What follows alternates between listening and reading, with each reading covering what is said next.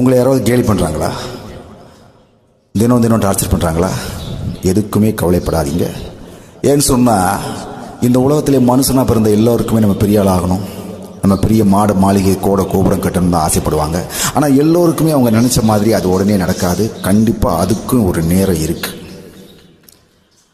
ஆக இன்னைக்கு உங்களை பார்த்து யாரெல்லாம் கேலி பண்ணுறாங்களோ, யாரெல்லாம் உங்களை பார்த்து நிற்க வச்சு கேள்வி கேட்குறாங்களோ, அதே இடத்துல அவங்க கண்ணுக்கு முன்னாடி நீங்கள் வாழத்தான் போகிறீங்க, வாழ்ந்து காட்டத்தான் போகிறீங்க. ஏன்னு சொன்னால், எல்லோருக்குமே ஒரு நேரம் காலம் இருக்குது. நமக்கானது நம்மளை வந்தே தீரும். அதை எந்த மனுஷன் நினச்சா கூட தடுக்கவே முடியாது.